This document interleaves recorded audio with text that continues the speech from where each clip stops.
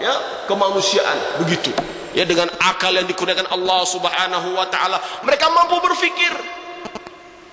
Nabi datang bawa tawaran yang jauh lebih hebat daripada apa yang ditawarkan oleh kepimpinan Quraisy waktu itu.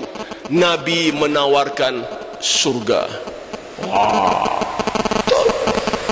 Nabi menawarkan satu Tuhan yang maha kuasa, sehingga mereka sanggup buang 300 Tuhan yang nampak, terima satu Tuhan yang tak nampak. Bukan mudah, bukan mudah. Ya, saya ulangi, kerana masuk akidah tauhid, keyakinan kepada Islam, yakin dengan Nabi, yakin dengan ajaran Islam, mereka sanggup tolak agama yang sudah mereka warisi ratusan tahun, terima Islam yang foreign, yang asing bagi mereka. Asing, memang asing. Tolak 300 Tuhan yang nampak, Tuhan itu, Tuhan ini, Tuhan itu, tolak semua dan terima satu Tuhan yang tak nampak. Hebat. Kenapa? Keyakinan, conviction. Ini dipanggil conviction. Ya. Mereka menggunakan akal, membandingkan watak Muhammad, kepimpinan Muhammad dan kepimpinan yang ada di Mekah waktu itu jauh beza. Muhammad Al-Amin yang digelar sebagai Al-Amin, yang amanah, yang baik, yang jujur, dibanding dengan pemimpin Mekah waktu itu yang korup, yang zalim, memperhamba manusia. Betul. Ya. Datang Muhammad bawa norma kemanusiaan yang hebat, yang murni. Dia kata berbeza. Muhammad berbeza, dan ajarannya pula menawarkan yang paling hebat. Apa dia? Sa'adah fid darain, kebahagiaan dunia dan akhirat. Ya. Apakah kita hari ini mampu menilai tawaran-tawaran Islam itu untuk menolak segala jahiliyah? Apa kita mampu menilai tawaran-tawaran yang ada depan mata kita hari ini untuk menolak segala amalan jahiliyah? Masyarakat Arab jahiliyah buang agama, tradisi yang mereka warisi ratusan tahun. Ya. Apakah kita mampu buang tradisi yang kita warisi puluhan tahun? Tak payah ratusan tahun, 50 tahun, kita buanglah warisan itu. Kita ganti dengan suatu tawaran yang terbaik untuk kita. Ya, untuk kita merasakan inilah nikmat menjadi seorang Islam. Alhamdulillah.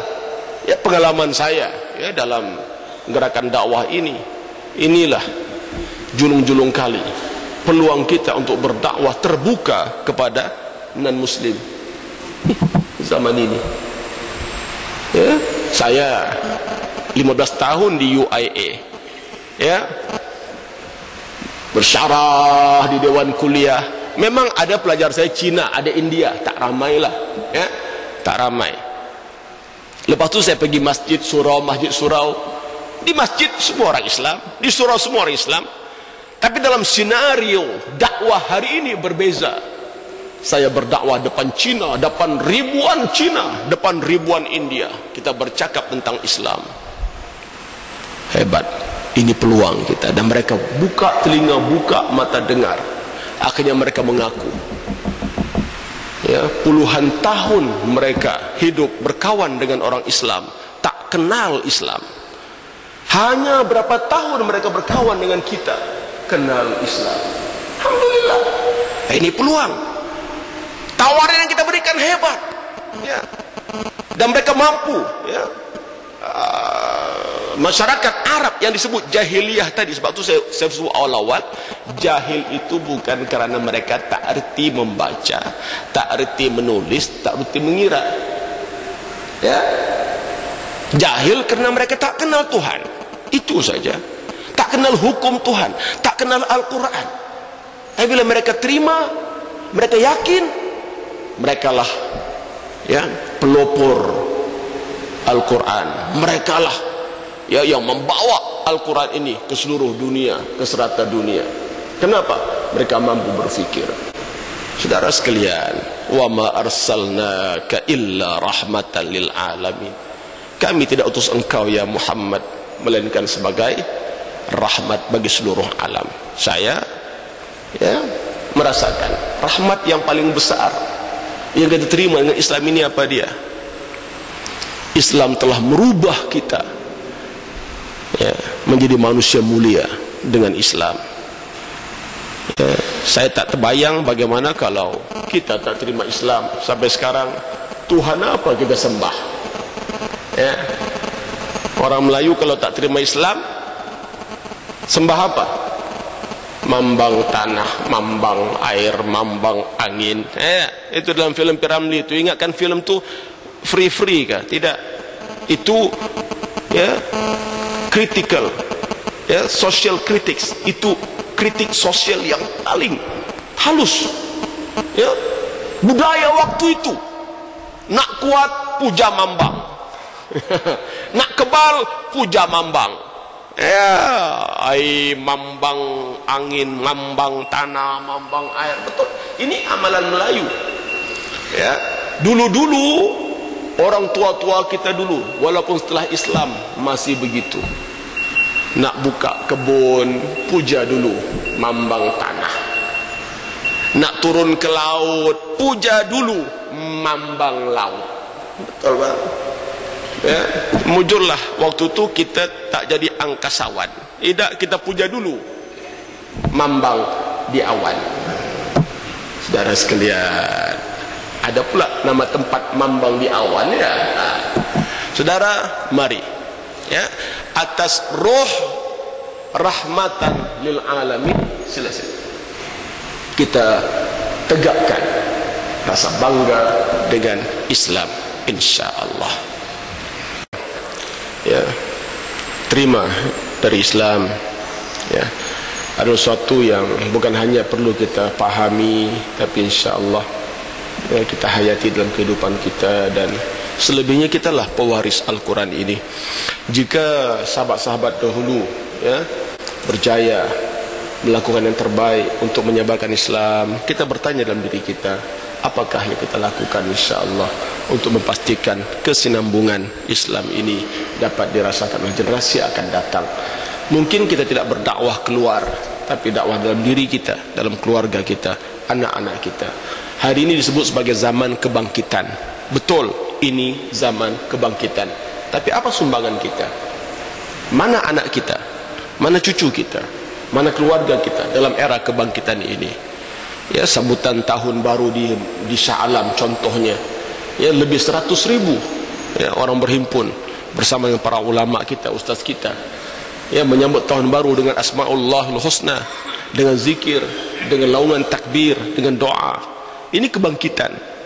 Lebih 80% adalah anak muda. Betul, kita berbangga. Ya, kita berbangga. Tapi satu soalan, di mana anak kita malam itu? Apakah mereka bersama dalam arus kebangkitan Islam itu, ataupun kita hanya sekedar menonton? Oh, Islam bangun, Islam bangkit, bagus. Kita tidur. Mana anak kita? Ya, entah anak kita di ICT, entah anak kita di KLCC. Saudara, ini persoalan. Ya, dalam senario besar, musuh kita Yahudi laknatullah, riwayat mereka akan tamat di Palestin insya-Allah. 3-4 tahun ini saya sebut, 3-4 tahun ini akan tamat riwayat mereka. Ya, sejarah Yahudi di bumi Palestin akan berakhir insya-Allah. Soalnya, apa sumbangan kita? Apakah hanya sekadar menonton, melihat? Mari kita lakukan sesuatu untuk Islam.